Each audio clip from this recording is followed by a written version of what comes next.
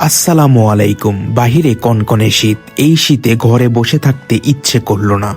চটপট মাথা আশ্রিয়ে পিও জ্যাকেট গায়ে জড়িয়ে বেরিয়ে পড়লাম অজানা উদ্দেশ্যে। শীতের হাওয়াটা যখন গায়ে লাগে মনে হয় প্রকৃতি যেন নতুন করে কথা বলে। বাহিরে বের হয়ে দেখি আকাশে অনেক মেঘ এবং প্রচণ্ড পরিমাণে শীত, কিন্তু তাতে কি একদল বাচ্চা মনের আনন্দে র্যাকেট খেলায় মেতে আছে। ওদের দেখে মনে হলো শীত মানেই তো এই আনন্দ।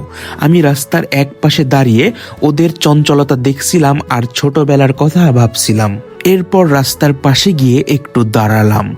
প্রচণ্ড পরিমাণে শীত ছিল এবং প্রচণ্ড রকমের বাতাস ছিল। মানুষজন সব যে যার গন্তব্যে ছুটছে। এই ব্যস্ততার মাঝেও শীতের একটা অন্যরকম শান্তি আছে। শীতের এই সন্ধ্যা চা ছাড়া যেন জমে ওঠে না। তাই রাস্তার পাশে টং দোকানে গিয়ে এক কাপ কড়া লিকারে চিনি ছাড়া চায়ের অর্ডার দিলাম।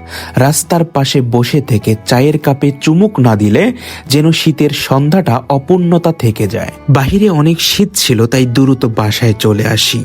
বাসায় আসতেই দেখি গরম গরম পেঁয়াজু আর সিঙ্গারা হাজির।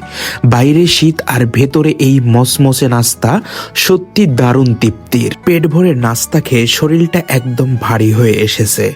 এখন শুধু একটা লম্বা ঘুমের অপেক্ষা। শীতের এই ছোট ছোট মুহূর্ত জীবনকে সুন্দর করে তোলে। সবাই ভালো থাকবেন, খোদা হাফেজ। আর আমিও সুন্দর করে একটা ঘুম দেই। Good night.